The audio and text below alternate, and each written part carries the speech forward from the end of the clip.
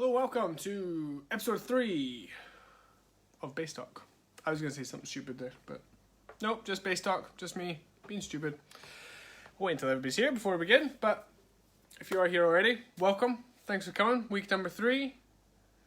I'm just going to get myself set up. I've got my laptop here, I've got my tablet here, and just so I can see the comments. Hello, we've got some people here already. Welcome, thanks for coming along. If you are here, hi, welcome. We'll just wait. It's only just turned 6:15, so we'll give it a minute or two before we begin, just to make sure that everybody's here who wants to be here before we get started. I'm just breaking things. Oops. Because it's kind of, I need the comments in front of me, I need my notes, I need the camera, so we have lots of technology going on. How is everybody? We good? If you just did our workouts, our weight workout, well done. Good work. Quick change. I changed as well from training mode to trainer mode. So our base talk, week number 3. Morag needs to head off, that's totally fine. It'll be here, it'll be saved for later on, so wherever you're going, have fun, don't work too hard. Hi Elizabeth, good to have you here. We'll give it another minute or so just before we begin, before we start on what we're going to talk about this week. But what we're trying to do is just help educate the world, answer any questions that you might have, and really just talk about anything that I have on my mind on that day, particular day of the week. So today we're really going to focus on training, exercise as a whole, and sort of what it includes, what it encompasses. So it's just turned 17 minutes past 6, so I think that's good a time as any. If at any point you have any questions or you want to just shout out and make some suggestions, then just fire away, stick it in the comments, and I will answer in due course. Otherwise, let's get started. So this is week number 3 of our base talk. And it's really just, as I said, a chance to help educate the world and answer any questions that you may have on anything fitness related at all. We've already had a couple of questions in, which I'll touch on later on. But first, let's rewind to where we started. Week number 1, we spoke about nutrition and food, which is usually quite a minefield. I'm not going to cover anything. If you want to learn about that, go and have a look back at the first video, or we can always catch up at later dates. Last week we moved on to goals and how to make them more specific and to use them to help you move forward to whatever it was trying for you to achieve.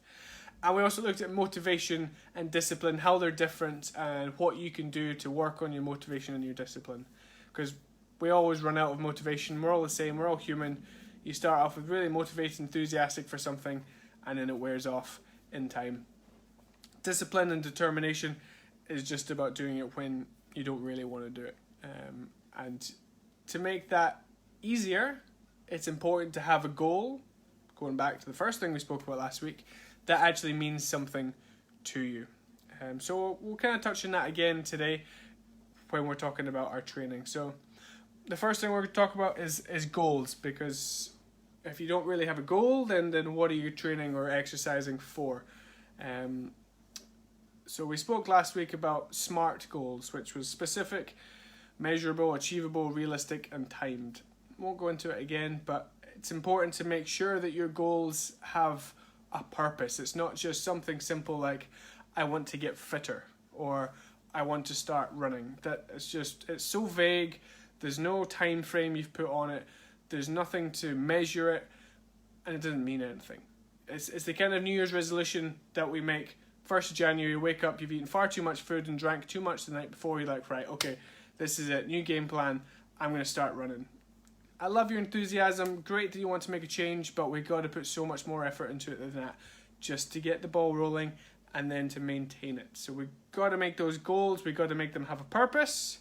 And that will make sticking to that goal much easier down the line. If you've got a bigger reason, whether it's a health reason, you want to lose weight, you want to make sure that your health is good long term, that you're going to make sure you're warding off coronary heart disease, diabetes, liver issues if you happen to be a big drinker, that kind of thing, then those are big reasons, big helpful things that will motivate you to carry on forward. It's just the willingness that you want to go running more, or you want to look good on the beach. It's not quite as strong a motivator as perhaps the health things are.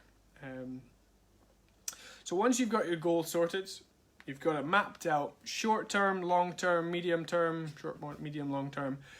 You've got your reasons behind it, what you want to achieve, what you want to get from it, and how you're going to get there. You need to look at your training. How are you going to achieve what it is that you want? If for example, it's the running thing, you wake up on the 1st of January like, right, this year I'm going to start running. So you make your goals.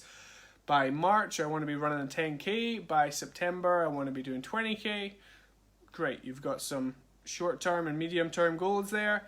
Long-term, maybe a year and a half down the line, you want to hit your first marathon. Excellent, great. Those goals could be anything. I want to learn how to play tennis. I want to learn how to speak French. I want to learn how to cook. I want to learn how to back squat my body weight or anything. It's just, you got to make the goals realistic, times, short, medium, long, and then we've got to find out how we train for it. So let's look at the running thing. If you want to start running, we've got to make sure you're running right. You might even need to look at help from a running coach or somebody you know who runs frequently and is a good runner. How to run, what footwear to use, what clothes to wear to make it most efficient for you. And we always got to start small. You know, you don't wake up on the 1st of January and say, right, I'm going to start running. 2nd of January, you're doing your first marathon. It's just not going to happen. It's just not realistic. So we got to make sure that the training we're doing is appropriate for what we're working towards. So, as I said, if it's for running, we start small. You might even start walking, which is totally fine. You might go out, you might walk 100 meters, you might walk back and come home and say, that was enough for today. Then you just start building. As Corey picked up on last week, part of training is about progressive overload. As simple as it sounds, progressively overloading your training. You start 100 meters, then you move to 200 meters, then 300 meters, then you slow it down, you go back to the start, you go 100 meters, but you start to move a little faster, then 200 meters a little faster, then 300 meters faster, then you go back to the start, you do 100 meters, but faster again. So you're just building up that platform, that distance, the speed, the strength to get you through, to increase, to improve, to help you reach your goal. And of course, you can have setbacks. We all have setbacks. You might trip over and stub your toe and might have to take a week off running. It might be worse. You might slip on ice and you might twist an ankle that has to take 6 weeks off for, which is fine. We just have to therefore reevaluate where our goals are. Maybe we need to stretch out our short-term goals a little further to allow us that recovery and to get back in, which is fine. Setbacks are always going to come into play. They're always going to trip us up. We just need to make sure that we don't let them knock us down forever. We just get back up, we move on, and we push on through. Another essential, one of the most essential parts of training is rest and recovery. Before we started the base talk, I did a little half class, half talk on recovery and training and movements we could do, stretches, foam rolling, that kind of thing. But if you're going gung-ho, exercise 7 days a week, not giving your body any time to rest, to heal, to grow, to repair, you're just going to burn yourself out super quick. You're not going to achieve anything. It's the same with anything. If we don't fuel ourselves appropriately, if you don't sleep enough, you're not going to survive the long term. Yeah, we can keep up in the short term. That's great, especially when we've got high motivation. But in the long term, we're not going to be able to keep that up. So recovery and rest is essential. And that is also combined with good nutrition. We can't really just have one. It's like one of those Venn diagrams that you saw at school. 3 circles that overlap each other. Nutrition, training, recovery. We've all got them. Spend too much time just eating, you're not going to achieve either of the other two. Too much training with no rest, you're not going to succeed. We want to be in a happy medium where they all overlap. That way we're going to make the best progress, we're going to get stronger, fitter, faster, and help towards achieve our goals. It sounds like hard work. Well, unfortunately, it is hard work. If you want to reach a goal, specifically a tough goal that you've set yourself, we're going to have to work hard to get there. Because if you've set your goal of running a marathon, Well, let me tell you, running a marathon is very, very challenging. So the training that you're going to do is probably going to be even harder than that. Come race day, that's actually going to be the easy bit. The tough work is done way before that. So we need to be accept in the acceptance that it's going to be hard work. If we're happy with that, if we're comfortable with that, then great. That's another barrier out of the way to allow us to move on and to progress towards that goal. One thing that I always find really helpful is to have a constant reminder of your goal, whatever it is. And it can be something small.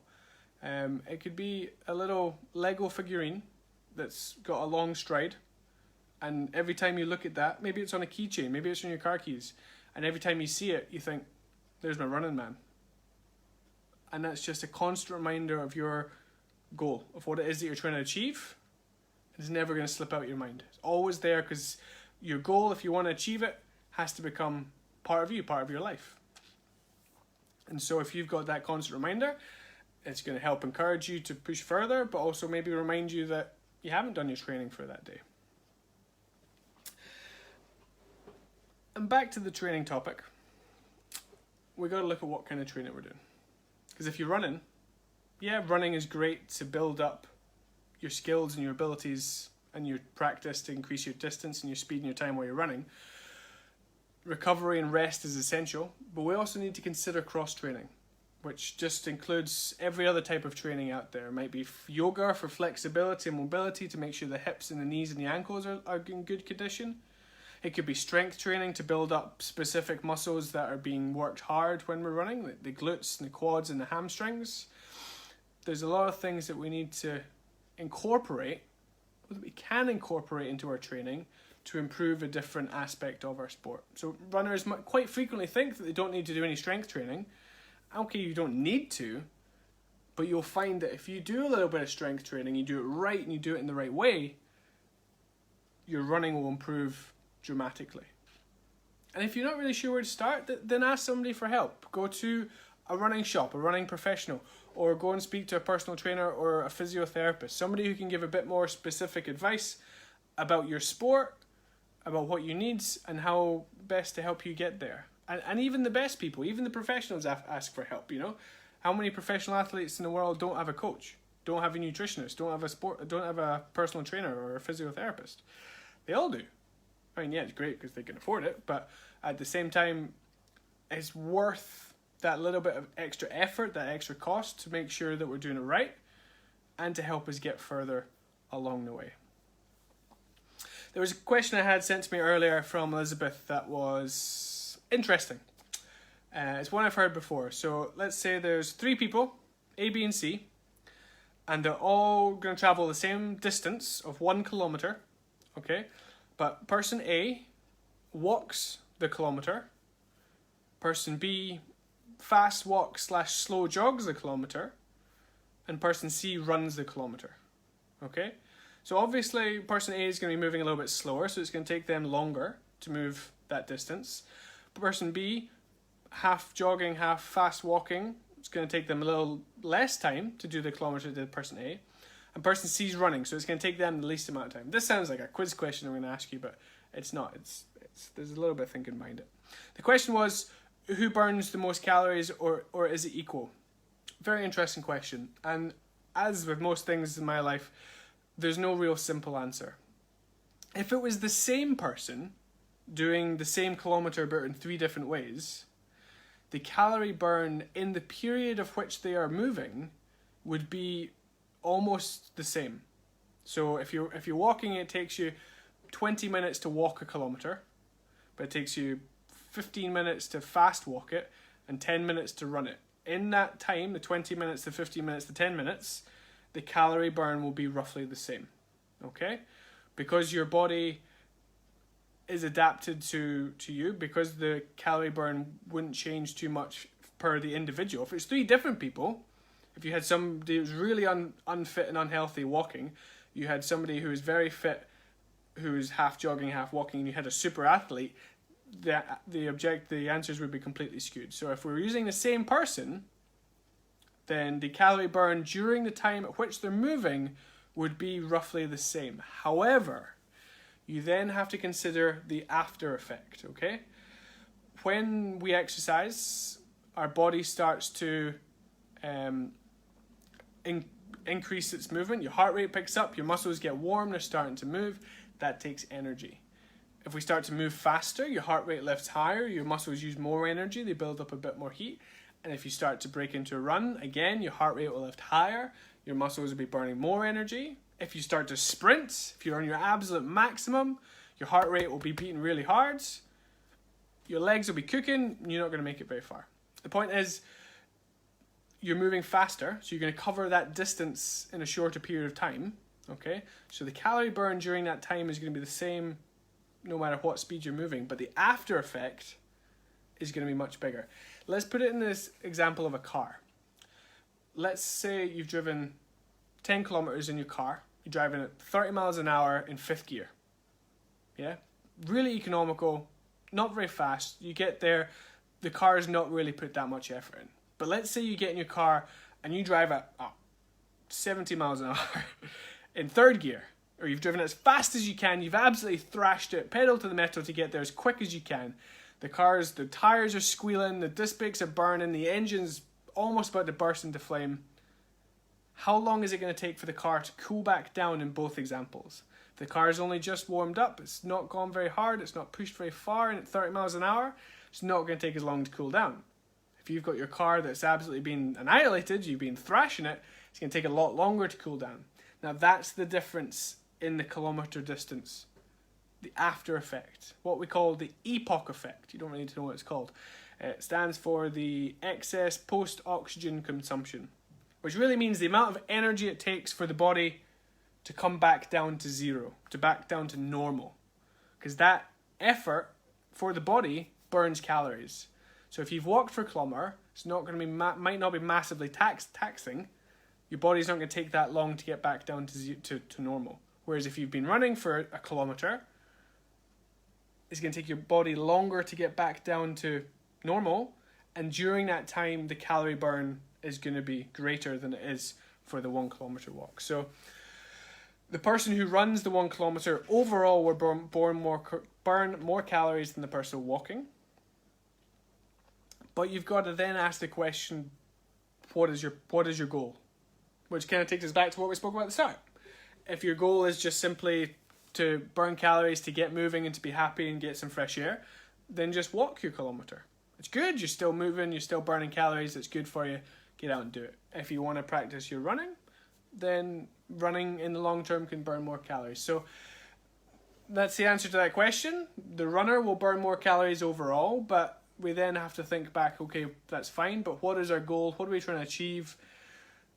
And then pick which option is best for us, A, B, or C. So hopefully I clarified that up and didn't confuse it too much more. Corey has said, what is the best way to warm up for a 5K or for a run? Warm-ups are very interesting. Warm-ups are really important part of any kind of training, whether it's going for a run, whether it's going to the gym, whether it's doing a workout. And it's going to vary different times of day. If you've just rolled out of bed and you open the front door and you go outside and you go for a run, it's not going to be great. It's going to be uncomfortable, your muscles are going to be tight because you've been lying in bed pretty much still, not moving, your blood's not flowing, your blood vessels aren't ready to work, so it's not ideal. But if you've been on your feet all day, if you've been moving around, you've been playing with the kids or whatever, it's later in the afternoon, your body's already warm, you're well fed, you're well hydrated, yeah, by all means, just open the door and go for a run. So we need to take into account what time of day it is, what kind of day you've had, what you've been doing prior to going for a run. But in general terms, when we warm up, we want to mobilize the joints and the muscles that we're going to be using in that activity. So for running, we want to make sure the ankles, the knees and the hips and the lower back are all nice and loose and warm and mobile. And that can just be something simple like just rolling your ankles around, extending the knee, just getting the legs moving, doing some hip circles, just something to get the muscles moving, get the hip moving, get the joints moving. In amongst our joints, there's synovial fluid. It's just the liquid that's in there to help lubricate the joint and make it run a little bit smoother. It can increase its production by movement, so that's one of the reasons why we warm up, to increase the production and the supply of synovial fluid to the joint, to make it more lubricated and make it move a little bit easier. So even the shortest warm up, getting a joint and muscles mobilized should make you feel a little bit better. It can be fairly simple, just, as I said, rolling the joints around, moving the hips around, extending knees, throw a couple of squats and lunges in. But then I would suggest starting slow. Going out the door and make the first kilometre the slowest one you can do. Just an easy half walk, fast walk, slow jog, just to get the heart rate steadily increasing, getting the muscles moving, and then gradually build up to your normal running pace, whatever that might be. And again, the same in reverse. The last kilometre you do, last half kilometre, slow it down, let your heart rate come back under control. When you do stop your run or when you get home, don't stop immediately. Don't just sit in the car and go. Don't sit on the sofa and turn the TV on. Do some active stretching, active mobility, and just allow your body to come back down to zero. That epoch effect, let your body recover a little bit. 10-15 minutes will help. Longer would be better, but of course time comes into that. Time constraints will confuse or get into the way of everybody. So another key thing to think about is you what kind of time you have available to you, how your body reacts to exercising, to foods, how long you feel you need to digest after you've eaten before you feel comfortable going for a run or something, and vice versa. Personally, when I'm going out for a run, if it's anywhere up to an hour, I don't generally take any water with me, because I know that's enough time that I don't need to be hydrated, because I drink enough before I go out and I drink plenty when I get back. It's just practice. It's just what I've learned through myself. Other people are different. Other people feel they need to drink every 10-15 minutes just to keep the fluid passing through, it feels like they're getting more hydrated through it, which is fine. It's great. It's just about learning yourself, and that can come with a lot of practice. The same with the speed that you're running at or the warm-up at which you're doing. Give something a shot. If it feels better, great, keep doing it. If it feels worse, then change it up and try something else. So hopefully that was helpful for you, Corinne. You've just said it was, so good. Glad I could help. We'll wrap it up there. I'll just summarise everything that we've gone over. But if you've got any questions in the meantime, just stick them in the comments section. So following on from last week, we spoke about goals. What are our goals? Specifically, what are we working towards? And as I said, it doesn't have to be exercise. It could be anything in life. Make a note of it, write it down, and then once you've got it, how are we going to get there? What are we going to do? If it's exercise related, what training are we going to do to get there? How are we going to incorporate all of our exercise, all of our workouts, all of our stretching, our recovery, our rest, our nutrition into making this goal the next big thing that matters to me? How are we going to get there, and how are we going to make it easiest as possible and the best for me? Are we going to ask for help? Are we going to get a running buddy to go with us to make life a little bit easier, a little bit more accountable? Are we going to ask a physiotherapist or a personal trainer or whatever? Something just to help us go that bit further. What kind of training are we going to be doing? What kind of cross training are we going to do? How many times a week are we going to exercise? Are we going to get at least 1, maybe 2 rest days per week? All things to take into account before you start pounding the pavements or lifting the heavy weights or whatever it is your goal may be. And then if you've got one person doing the same distance, walking, running fast, or running medium fast, you'll burn the same calories during the exercise, but it's afterwards that has the effect. As you know, if you've ever done a big workout, feels like it takes you a long time to recover, to get back to normal. If you've been for a short walk, you come back in, you feel fine. That's really the difference, is the after effect. The epoch effect, excess post-oxygen consumption effect. I don't know why they made it sound so complex, but it's really just the afterburn, how long it takes for you to get back to normal. So hopefully you found that interesting. Hopefully I answered some of the questions you may had.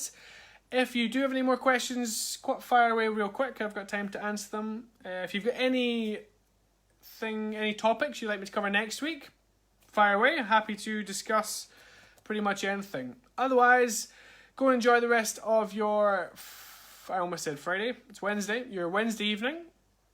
And we'll see you soon. Tomorrow we got a couple of classes, so check out the timetable and we will see you there. Thanks a lot, team. Bye.